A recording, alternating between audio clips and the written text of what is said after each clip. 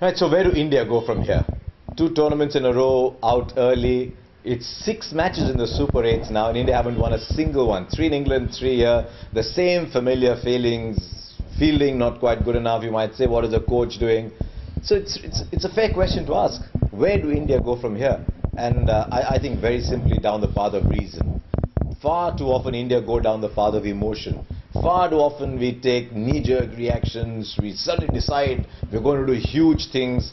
And like as happens so often in public life in India, we make a big noise, we make a big song and dance and do nothing thereafter. So I think go down the path of reason, and I think understand that the IPL, that is the lead up to this tournament, the quality of bowling in particular, and as a result occasionally the batting, because the bowling wasn't good enough, is just not world standard.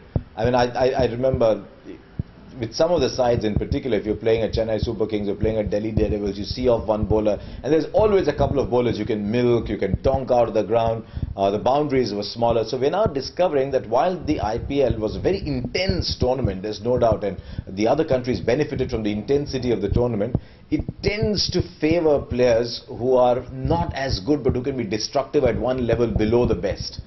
And so I just think going ahead, whatever T20 cricket India are going to play, we try and raise the standard of that T20 cricket. And I don't think the IPL with 10 teams is going to help doing that, because we need 70 players.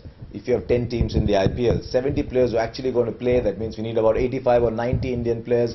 That is minimum of 3 times more than the number of players that exist.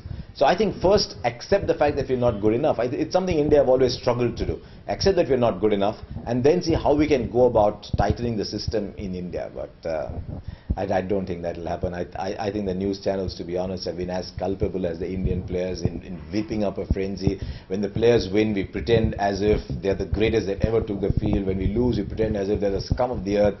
The truth, as I've maintained over the last many years, is somewhere in between. So I wish we take the path of reason rather than the path of emotion, but I think it's a forlorn wish.